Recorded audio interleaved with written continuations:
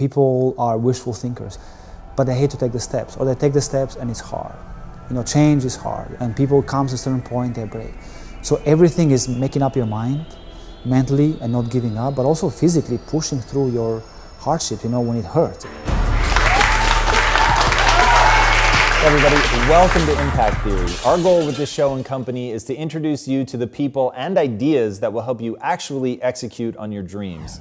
All right, today's guest is one of the most decorated volleyball players in U.S. history.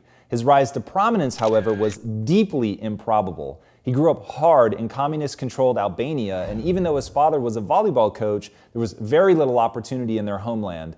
After the fall of communism, the country was thrown into such chaos that in a desperate attempt to find an outlet for his talents, he was forced to risk his life just for an opportunity to compete. He snuck over the mountains into Greece to try out for a team there, and during his trip, he was shot at, hunted by soldiers, and chased by dogs. And even though that didn't stop him, intense racial tensions between the two countries saw him rejected without serious consideration despite his obvious talent.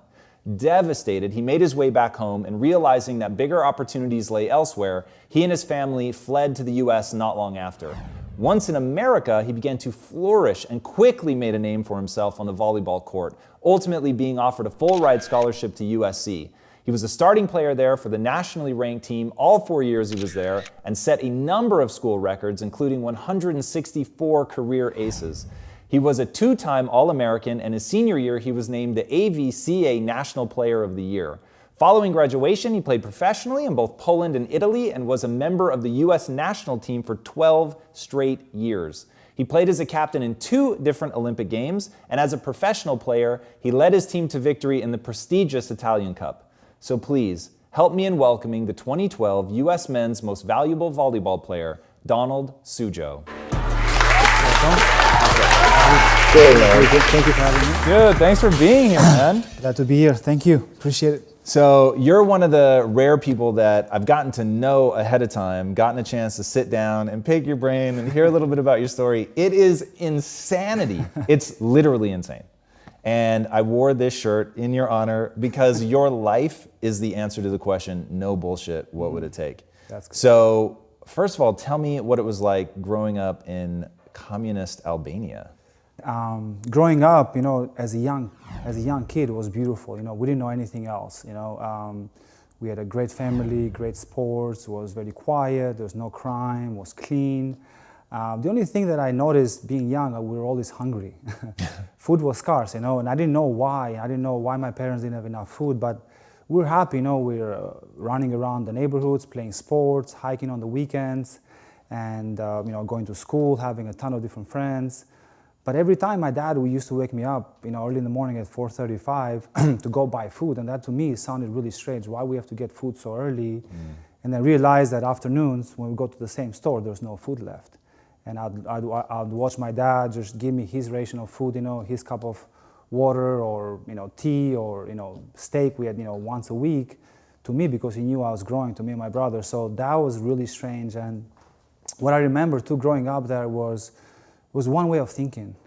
The government, we were owned by the government. As I realized, when I was a teenager, was that there was one way of thinking, one way of doing things. The government or the city council told you exactly how to think, how to behave, how to smile, what music to listen, what TV channel to watch, and how to react at school too for different types of news. And that was it was very isolated. The ceiling was really low. There was no thought process to innovate or create or wanted to be the best because.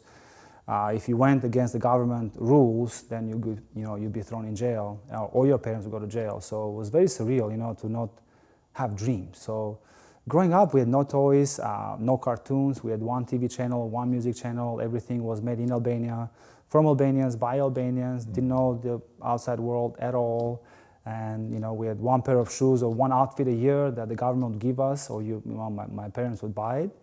And that's all. There was no shoes, to go out in the snow. Where I grew up was big snow and kind of cold weather. And I remember every night I'd come back home from practice or school, I'd just soaking wet, from socks to shoes to everything else, and we'd dry them and wear them again the next day. So, and it was just harsh. It was very hard growing up.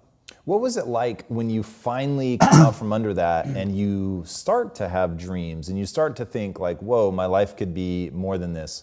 Was there a moment where you were like, wait a second, I can do whatever I want? But I didn't know how. I didn't know what the world meant. The world was a chaos for me. As a young kid, people with guns, people getting shot, my friends getting stabbed in front of me, people getting killed. We have a coffee or talk in a coffee shop, people would just drive by and shoot. Pure, not because they hated each other, it was just people were wild. They didn't know what to do, how to react. Their brain couldn't take it. Their mindset was completely off. I find that super interesting. So, especially because you then go to the US and your first reaction isn't, oh my God, this is amazing. You're like, I hate this. Yeah. So, help us understand, what do you go through mentally? Because I think this will reveal the way that the human mind works. The hunger for the familiar, the not knowing what to do when you have intense pressure and the no pressure. So, you come to America, right, and then what? What are you going through mentally? The first month, people helped us. The church, the cousins gave us clothes, a house. I was sleeping with my parents in one room, And after the first month, my cousin with a beautiful Oldsmobile comes in. It's like, are you happy? Are you good? It's like, my God, I love America.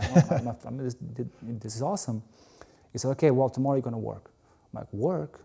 Why? He's like, who's going to pay for this? You. I'm like, you have a nice house, you have a nice car. Like, why am I supposed to work? I'm 17, I want to play volleyball. He laughed at me and said, welcome to America, son. You got to work and pay for your stuff. So that changed my life forever, because from that moment on, till now, that sentence, has kept me alive. The true capitalism, the pure capitalism. You get up, you work, and you pay for your own stuff. You said in communism you didn't have mindset. What do you mean by mindset? Mindset of, to think, mindset to get better, to be the best, to dream, to work hard. It was social. It was pure communism. You work certain hours, you get a certain amount of money. The government tells you this is your apartment for the next 50 years till you die. You get in pension, you die.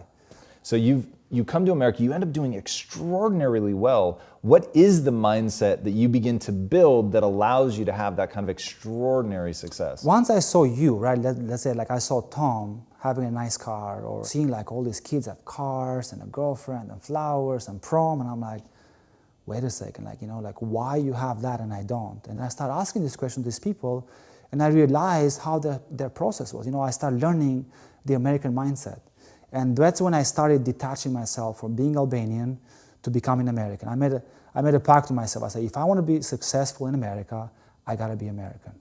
Keep my tradition at home, but once I step out of a house, I'm going to learn everything, how to speak, how to act, how to behave, how to have a girlfriend, how to work better, right, and more effective. Like my third job was a waiter at the Greek restaurant, in Natick. All of a sudden, I'm making like thousands of dollars a month because I was working 3 jobs. And I'm like, well, is this real? Do I belong here? Am I American? Not yet, but I was on a road to become American. How did you deal with that self-doubt? And that's something that we'll get to again when we talk about your injuries, but like, how do you deal with self-doubt of asking yourself, do I belong? Am I as good as these people?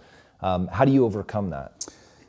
In my opinion, you overcome that by outworking others. I wanted to be successful, and self-doubt is, it's very dark places, right? At night, when I was a young kid, there in Greece or Albania or Boston, you always doubt yourself. Even in the Olympics, you always doubt yourself. Am I supposed to be here? And the next morning, I'd get up and say, like, you know what? This week I made X amount of dollars. I want to make more because I want this. I wanted to prove myself. Those people are making fun of me.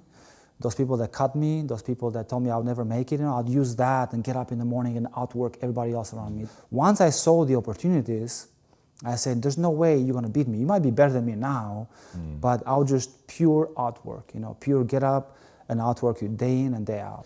And one of my dad's teammates had gone to Greece and sent letters. By then we just had handwritten letters, and said, this is one opportunity I have for your son. Bring him to Saloniki, Greece, which was near my city. By car was 12 hours, I think, or 14 hours. So my dad searched around, and some of our friends used to do this business, bring people over the mountain for jobs and criminal activities, whatever you call it, right?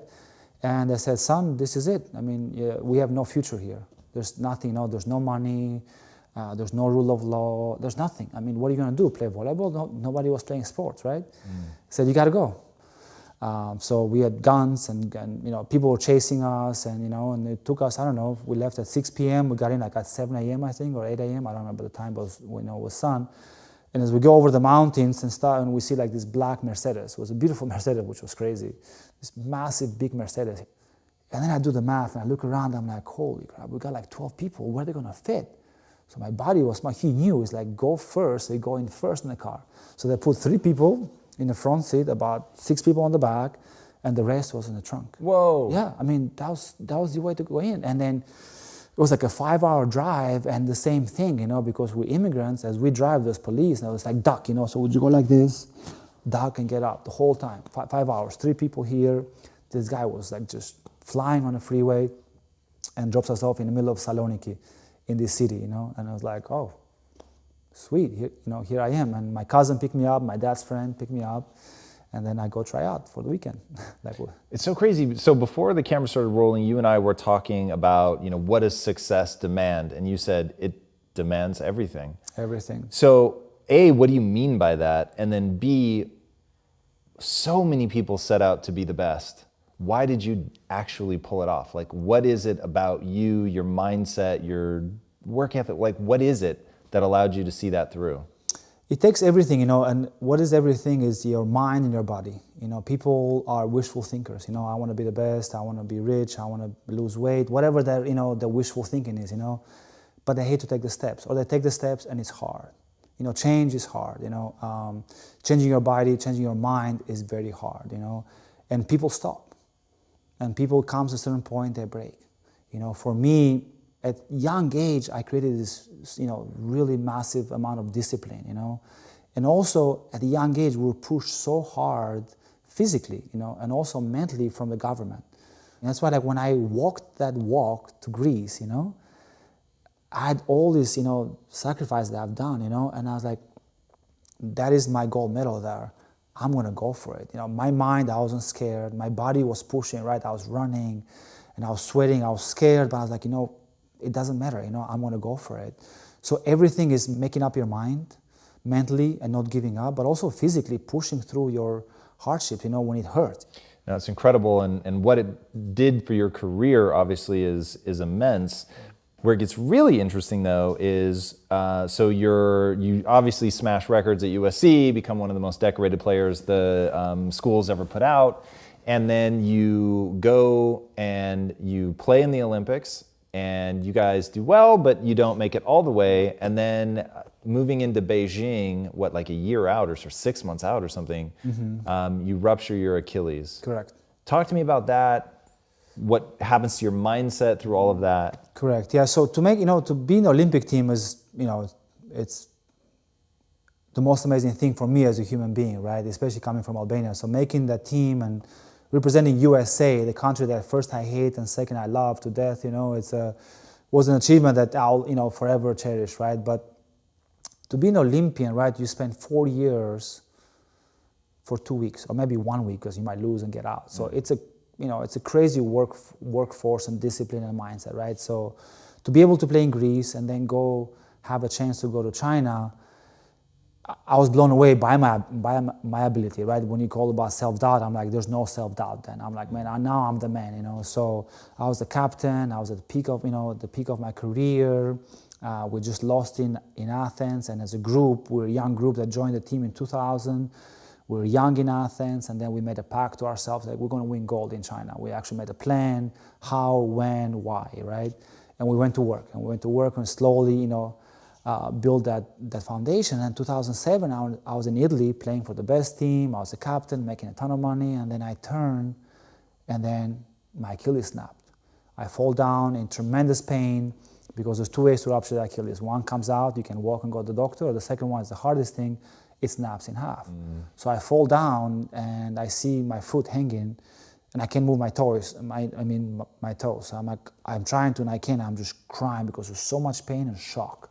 The doctor comes in, puts his finger in the Achilles and just, it was just harsh pain, it's like, oh, it's your Achilles. And I knew it then, Tom, that Beijing is done. When he said that, I was like, no.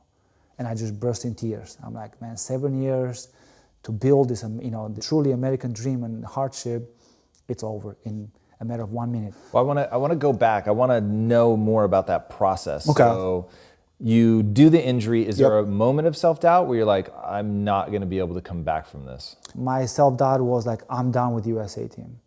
And that scared me, because for me, that was the most important thing. Not professionally, not the money, being part of the USA team and that group of guys and that, that amazing tournament is just, there's nothing like that in life, because I already experienced it in Greece and now I'm the captain of the team. So that was the number one self-doubt, and that, kind of stroke of fear. I mean, I had to sit 26 days with a leg up above your heart, not move anything. And a lot of thoughts came to my mind, thoughts about quitting. I was 32. Thank God it wasn't social media back then. So, it can be good, good and bad, right? But, friends were supportive, but they're like, man, 32, maybe take the real estate test. Maybe think about the future, maybe think about that. And then once all these people start doubting and start pushing me away, even my parents, my parents were still conservative in working on a small job, in a small town, and say, son, I mean, awesome, man, you made it. Like, what else do you want? Like, you're the man. Like, for Albanian, that you're God. And I said, but I want to be the best player in the world, and I didn't achieve that dream. Since 11, since 9, right? I'm like, my dream has been to be the best in the world. So why this injury will stop me? So I started researching. I said, what is the comeback time for Achilles? I started doing a lot of research, and I made a bet with myself. It was weird. One of these nights, in Italy, as I got better, I had to wait 2-3 months to fly back to USA. I was drinking wine, and I couldn't walk, still with crutches. And I said, you know what? It's going to be a test between me and Achilles. Honestly, I mean, that was like, I made a bet with myself. I'm like, who's going to win? So my mind started working on that moment of like, okay, how long does it take? What work do I have to do? How to do it? Where? And then once I had the plan, I just wake up every morning. I was the first one at the USA team, and ice and stretch, and the last one to go. So it was just a simple bet, me or the leg, and I won. And so, okay, so how do you come out of that? You end up not going to Beijing, and how did that moment play out? How did that affect you? So when at the Olympic team, every 4 years, the summer of Olympics, the coach comes in, brings all the guys, about 30, 40 guys that try out for 4 years, and then he sits down and tells the team who makes it or not. It's a very, very ruthless decision, right? I mean, I had a fear I was going to make it, right? But I thought, like, you know what, maybe I'll be the second setter, right? And the coach comes in and he said, put the list of the team, and I got upset the first time, Tom, that I became Albanian, man. The Albanian of me came out, and I just became angry and loud. I'm like, what the, like, why, why the fuck are you cutting me? Like, are you stupid? Are you crazy? And I'm cussing at the coach. He's like, he gets it. Thank God, he took the high road, just calmed me down, and we're just talking for 2 hours, and I was crushed. Like, I kind of went back to that old mentality, and that summer I kind of gave up, At that summer I was just drinking, playing beach volleyball for fun. It was weird. It was just very odd mix of feelings, and I didn't know how to control them. I had no idea. Back then I was engaged, and then break up with my fiance too. Because you're drinking too much. And everything, man. I was in a dark place. I was drinking too much. I was angry. I became this crazy Albanian guy again, and I was kind of alienating people and friends. I started doubting everything, right? And my Italian team that I was playing had a big contract for 3 years, massive amount of money, and they cut me. They said, we don't want to pay you, you're not ready yet. I'm like, I'm ready, look at me, I'm jumping, I'm running. No, you're done. So that month of August was very dark, 2008. I mean, it was darker than Boston. It was darker than communism or chaosism. I was like, I made the dream. I was at the top of the mountain, and then it was not a roller coaster. I mean, it took a second. I was nobody. Don't you even lose your house in this period? 2008, I bought a house 2005, and I was very happy, house owner, and then 2008 recession hits, and then my house devalued 50%. And I'm paying, and I didn't know about financials too much, Sure. So I'm paying the same mortgage like 2005, 2008. So my house was half the value. I called the Bank of America, I never forget, because I went Albanian on the guy too. I'm like, you gotta be kidding me, I'll find you. I'm like, what am I doing? This guy is in Idaho, right? And I'm calling this guy, I'm like, how dare you take my money like this? Like, bro, like, I cannot help you, gotta refinance. I couldn't refinance. And I was left alone. lost the house. I mean, my fiance left me, which I love to death. My USA team cut me. I mean, not let me, cut me, right? Everything I worked so hard, the American dream, gone. Lost money, lost my house, everything. And I'm like, what do I do now? I just wanted to kind of get lost. Forget about Europe, USA team, and everything. I should be on my own. It was the best medicine ever, because that's where you really find yourself, when you're on your All right, own. so then walk me through that time. How do you re-find yourself? Because what I find so interesting about this story is it's mindset gain, mindset loss, mindset gained again. And, it'd be so interesting for people to hear how you then come back out of this. You got to hit rock bottom, when they say, right? And I realized that I was blaming everybody else but myself. I was like, man, I blame the coach, my fiance, the team, the Italian manager, everybody but me. First time in my life that maybe I'd become too cocky or confident, I don't know. But I realized I was blaming everybody else but myself.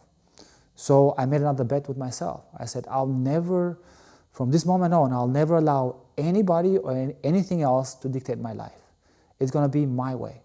If I decide to do something and they cut me, that's fine. But it is my choice. I'm not gonna let the coach cut me or put me on the bench because he's gonna have no reason to. And I called the coach, I'm like, I wanna try out. I was 33, 34, the coach's like, are you crazy? I'm like, I wanna try out. You put me at the bottom of the list, I wanna earn it back. And went to work. Instead of getting a crappy contract, I went to Italy, got a cheap contract, and I proved myself again, and I became the best seller in the world. Wow. So, you gotta hit that, it's about experience, Tom. I think like if you don't have that experience, if you're not confident to go through those experiences, right? When people go through tough times, they protect themselves. They go into this shell, right? Because and we as humans, as our mind, from back in the day, was to protect yourself, from fire, from fighting. So human mind is always kind of like being to, risk is not good for you, to go hike over the mountain, right? It's bad for you, right? Everything is bad. And I was like, no. I mean, I have to take this risk. I have to push myself. I have to suffer. I have to sacrifice in order to achieve that success. Otherwise, I'll never be that guy that I wanted to. And what does it take to be the best? Everything. Everything. You can't, you're going to have self-doubts. You're going to have tough moments. You're going to have everything. You're going to have people talking bad about you, people putting you down, getting cut. It takes getting up in the morning and doing the same thing. I understand people talk about a lot of mental toughness, right? Mental toughness, you meditate and stuff. For me, honestly, mental toughness is getting up in the morning and doing the same thing day in and day out, day in and day out, for whatever it takes, whatever that goal is, And by doing that, you become the best, And it takes everything. I mean, the 3 S's that I love, suffer, a sacrifice, suffer. Like, I remember being in Boston, I suffered. What's the third S? Success. Okay. Suffer, sacrifice equals success. You gotta suffer. It's gonna suck. I worked 15 hours a day. I'll get up, and then trying to stay in shape. Imagine that as a 17-year-old European in Boston who spoke English. There was a lot of suffer, a lot of sacrifice. I didn't have any friends or girlfriend or anywhere to go. Right? I was just working, and then success came, later because I had built this foundation. So it takes everything, but it's not for long. People think that to be great or to be something really good, it's a lifetime. It's not, because once you achieve that, that's another thing, right? But by building that right foundation, day in and day out, you achieve something, and that leads to another thing, opens up to different doors. That's really interesting. So, okay, now you finished your volleyball career. What are you doing now? Do you push yourself as hard? Do you have super high standards like you did in volleyball? What does that look like? Well, standards are always the same. I want to be, my motto right now in the business world is my math. Thank God my math was good. It's not great because once I passed the SATs, I aced the SAT, but I failed the English test, right? So, and I remember my good math about making money in the hospital, right? And once I finished my career with volleyball, I say, well, I'm a 2-time Olympian. People say a 1-time Olympian is 1%, 2-time Olympian is 0.5%. I'm like, wow, I must be special. Like I got to be confident in myself. Like I'm special, right? Not because somebody gave it to me, I earned everything. Well, now that's finished. Once you finish sports, many athletes are depressed. Many athletes have a lot of problems because it's hard to find the same thing. It's hard to replicate 40,000 people and the adrenaline and the teamwork and the travel and people taking care of you. You know, like I never had to cook. People bought me tickets and food and trainers, and now you're done and it's gone. And you wake up in the morning and like, I gotta buy insurance. I gotta talk to my real estate agent. I gotta make an appointment for my doctor. I gotta go to the hospital for my kids, right? And I'm like, I want to be the two-time Olympian in the business world. That's my motto. So I bugged Dave Meltzer, who you might know from Sports on Marketing. I bugged him on LinkedIn. I was like, oh, sports marketing, and I was in Irvine, and I saw his company, I saw his video, and I'd write him every week a message on LinkedIn. Hey Dave, how are you? I'm Daniel Suxho, two-time Olympian, I'm looking for a job. I mean, 3 months, 4 months, he gave up, called me for an interview, had an interview in his office 3-4 times, and then he's like, you got hired. And I went to my wife after 6 months, I'm like, honey, I found this great job, sports marketing, I think I love it, I don't know. Till Dave told me like, I'm not getting paid because his system is he has an unpaid internship. And I didn't know what internship meant. I mean, I didn't do anything. So I go the first day and it's like, look, 6 months is unpaid, right? I'm like, what? He's like, you can do it part-time or full-time, but it's up to you. But if you show me sales and marketing, then I'll pay you. So I go home and my wife, I never forget, I have, my wife, I have a 2-year-old, I have a 15-year-old boy, I'm a dad, I gotta. And this, by the way, was the fiance that left you. Correct. You win her back because you get your mindset in the right place. I'm persistent, man, I'm persistent, I'm persistent, suffer, sacrifice, success, right? Whatever it takes, whatever field. And then we're together, happy, right? We have this beautiful house in Huntington Beach, and then I tell them like, I'm not gonna get paid for 6 months. Like, are you crazy? And then she told me this, like, are you crazy? Because she also grew up in Russia, communism, I met her in Greece, and she's European. For her, America is like first time moving here. She has no car, we have one car, and it's kind of a messy time a little bit, right? Transition. And I say, honey, if I wanna be the two-time Olympian in the business world, I gotta learn the business world. And nobody's gonna teach me because I'm good looking and I'm an Olympian. I gotta go dive myself into it. So I thank God for Dave to give me the first opportunity and teach me sales 101. I mean, I was in at his room making cold calls. I was selling. So I built confidence in the ability to sell and build relationships and business development. And I was opening doors to C-level guys, because it was kind of the same formula. Because I understood in the volleyball world, in the sport world, I made it. But what is it now? And it's exactly the same formula.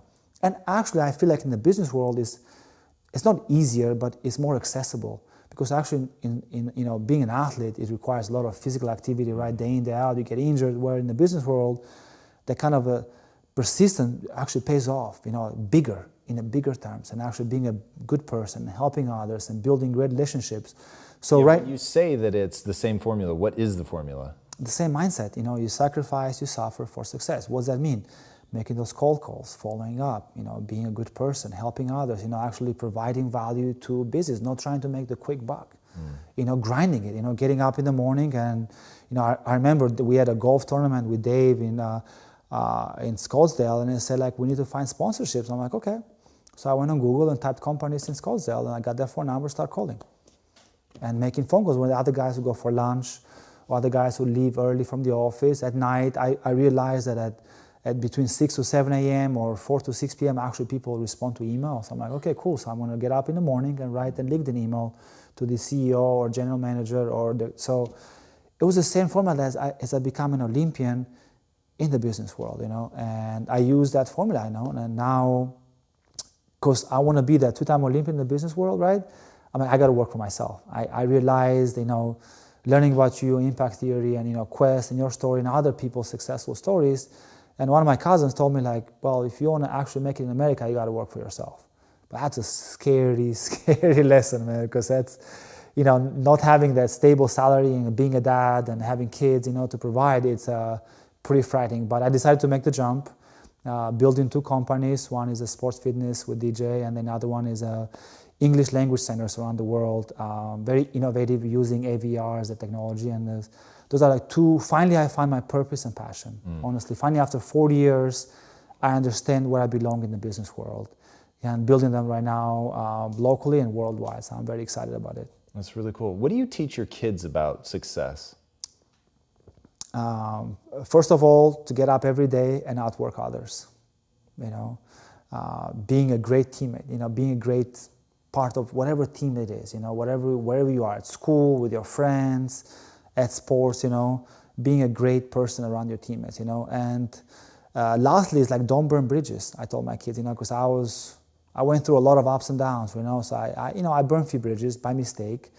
I've mended those bridges now, I went back and apologized, because I was in a dark space, but, I said, it's, you're as good as the person next to you, you're as good as that mentor or business person or teacher or coach, alone is very hard to make it, and you live in a great country like America where people will actually help you if you ask for help, but you got to show them that you are hardworking, a good person.